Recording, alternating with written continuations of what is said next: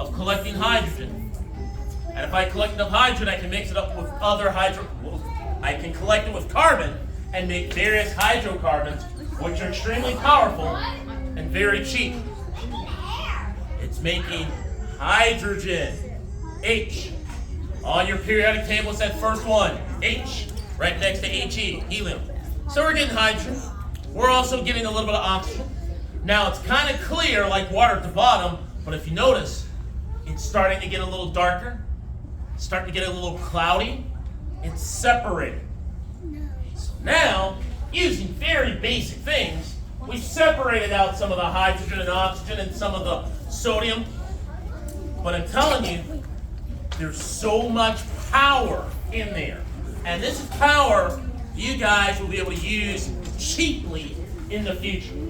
To show you how much power is in there, I'll take a few pieces of piping, put that together. When that chemical reaction starts to slow down and stop, I'll take the balloon and I'll tie it off. After I take the balloon and tie it off, I'll tape that balloon to the end of my piping. And then I'll light my torch. So, I am going to tie off the balloon. I am going to tape that balloon to the end of this piping. I am going to light my torch. And then I am not going to hold the balloon over the torch. That's not something I'm going to do. Nope. One of you guys is going to do that. Who wants to blow something up today? Alright, let's see here. Who looks the most expendable in the crowd? How about this kid in the gray shirt right here? Oh, that's my brother, Damien. Oh, so I can blow him up, no problem, right? Oh my goodness. Not you. Your brother says I can blow you up. Damien, how you doing, brother? Good. Damien, obviously we're going to have a controlled explosion. Goggles are required. Do me a favor, stand over here, please. Boys and girls, we are going to have a controlled explosion. Here's what's going to happen. Boys and girls, we're going to have a controlled explosion. We are going to take this balloon, which has a decent amount of hydrogen. It also contains a little bit of oxygen. And we're going to give it a little spark. We're going to give it some flame. And you guys will be able to see just how much energy is inside of this small balloon. Okay? Now, like I said, there's some hydrogen. Hold this out a little bit. There's some hydrogen, there's some helium. Also, there are a few drops of water vapor.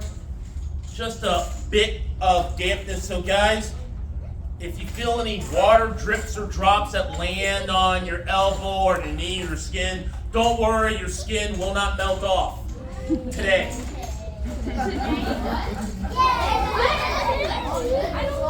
All right. So, here's what I want you to do. Hold this at the very bottom. 2 hands.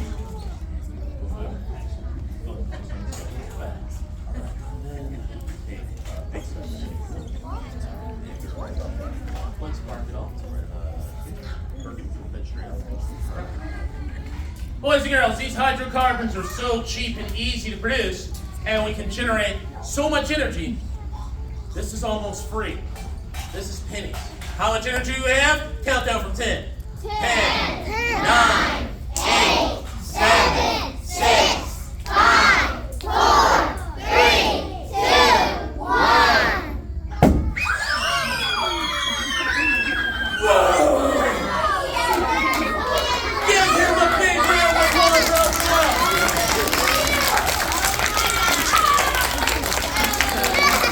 You got to blow up something for it.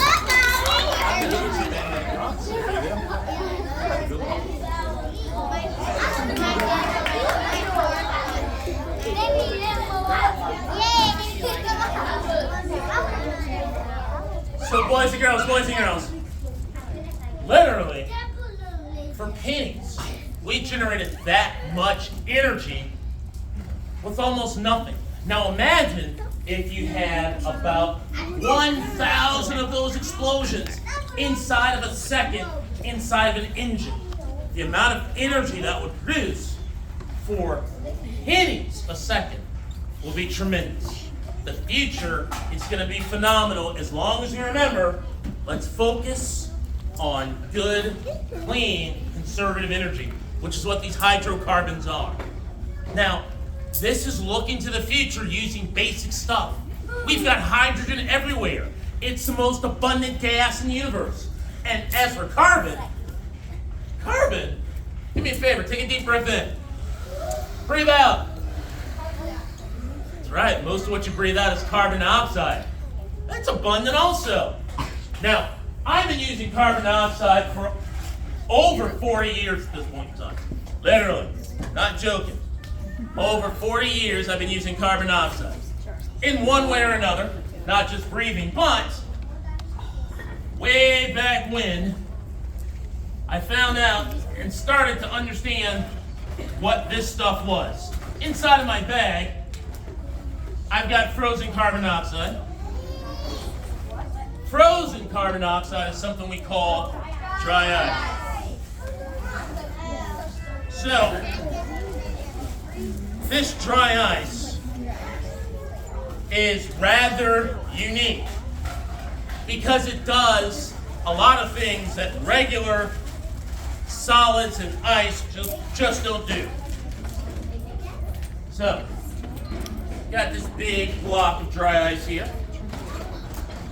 Now,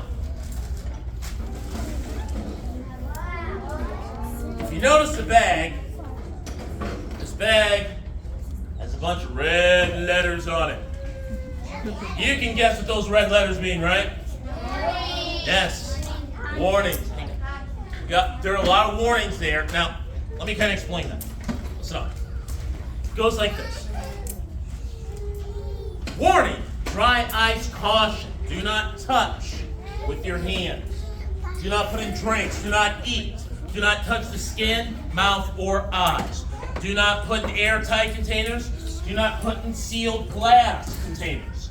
Keep away from eyes, nose, mouth, and tongue. Handle only with gloves. And of course, the biggest warning of them all, keep out of the reach of... Exactly. Now, hang on. Boys and girls, I want you to understand. I've been doing this for a very long time. I am genuinely concerned for your safety.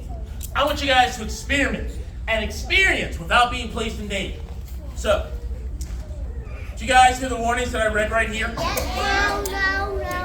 Did you guys hear the warnings that I read right here? Very good, because we will follow some of those warnings.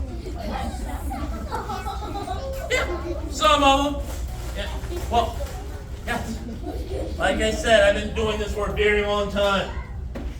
There are some rules that I can bend safely, but there are some rules that we cannot break. I cannot touch dry ice with my bare hand. Dry ice is 109.3 degrees below 0 Fahrenheit.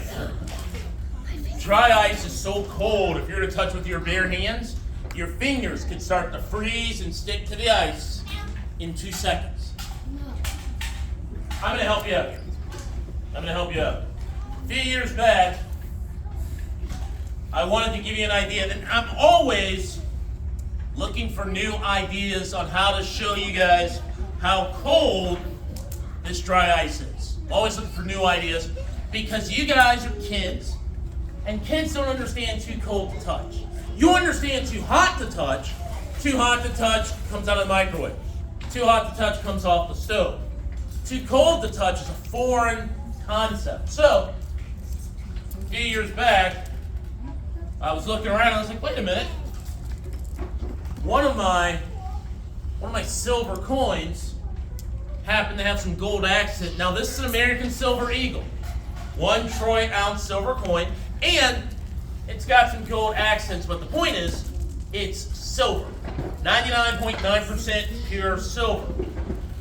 This lets me go, hey, I can take this and you can feel it weighs a lot more than a regular coin, and I can let 1 or 2 kids touch it because silver destroys bacteria. It's antibacterial. So this way I can ask the question, hey, what do you think? Is this coin hot? Is it cold? Or is it in the middle? So go ahead and put it in your hand. What do you think? Is it hot, cold, or in the middle? In the middle. Now, thank you. There's no right or wrong answer. That's not the point. It's what you think. What do you think? Is it hot, cold, or in the middle? In the middle, okay? And once again, you can feel it. It's a weighty coin. It's silver. I mean, it weighs more than a regular coin. What do you think? Hot, cold, or in the middle? In the middle. Okay. So, this coin is clearly in the middle. It's not burning hot. I'm not going to put it on your head and it's going to sizzle your head. I'm not going to put it on your cheek and freeze your cheek. It's about our body temperature. 98.6 degrees above 0 Fahrenheit. This dry ice, 109.3 degrees below. That's over a 200-degree difference. Boys and girls, watch carefully. Listen closely.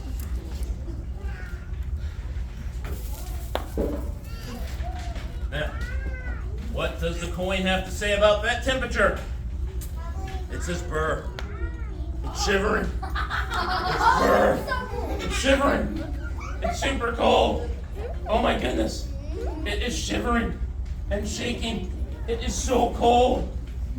This poor silver coin is just shaking and quaking. It's super cold. And then, if you guys notice, it's kind of changed color a little bit, hasn't it? It was always silver, now it's kind of white. Now, yeah, it's white already in literally just 7 or 8 seconds. It is more than cold. It's freezing. Look at that. This is a 1-ounce silver coin. If this heavy silver coin is going to freeze in about 7 seconds, do you think you should touch with your bare hands? No. It's too cold to touch. But here's the thing. That's frozen carbon dioxide. It's what we breathe out of our mouth. Dry ice does something interesting. It goes through a process called sublimation. Oh, let me tell you. There are 3 states of matter, 3 kinds of stuff. We have things that are solid. You gotta bend them or break them to change their shape. We have things that are liquid, like milk, juice, water, or soda. And then we have stuff like air or smoke, which is called gas. So, if something solid turns into something liquid, a piece of ice, like an ice cube melts, it makes water, right? Yeah. That's what we call melting. It goes from a solid to a liquid. Now, if we take that same liquid, scoop it into a pot and boil it over a pot, it turns into steam. That's gas. That's called evaporation. Sublimation is when you go from a solid to a gas, and it never turns into a liquid. Dry ice, well, it goes from a solid into a gas, and this is sublimation. On movies and on TV, sometimes you see that mad scientist potion. Sometimes you see that witch's brew. This is an example of sublimation. We cannot touch the dry ice as a solid. It is too cold to touch. This gas is just a fog. This is carbon dioxide gas. This is a cloud. This is the same stuff that's coming out of your mouth right now. This is what you're breathing out. Okay? It's just a cloud. That's all it is.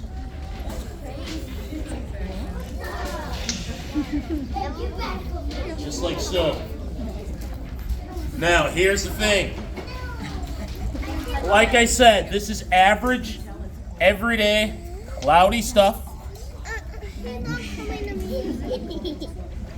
It's just a cloud. And there's not much to feel there. There's not much to feel because it's just a cloud.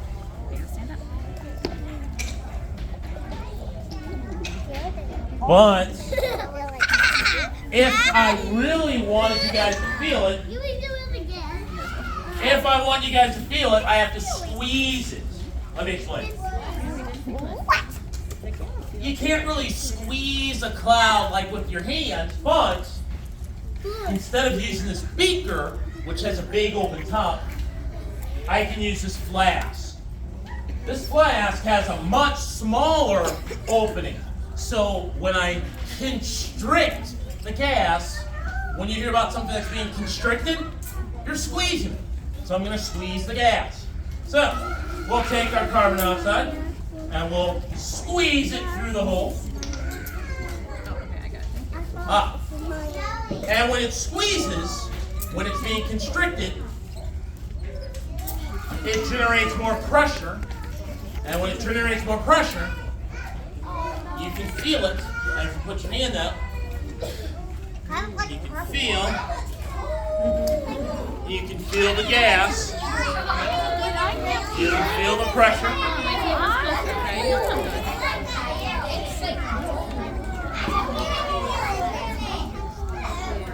It generates more pressure. There's more speed.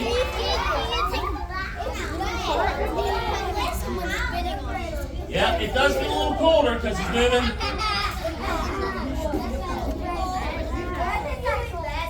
You can feel that pressure.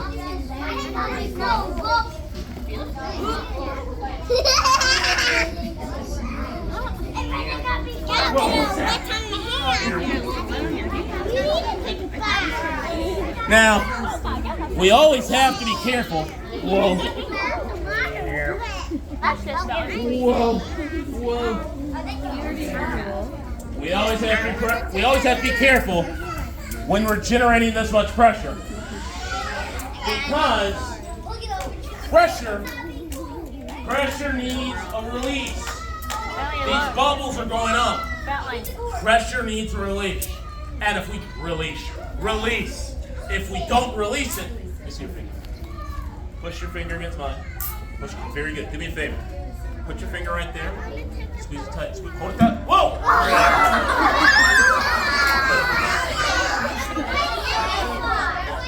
That pressure builds and builds. Put your finger right there. Push. Right. Whoa!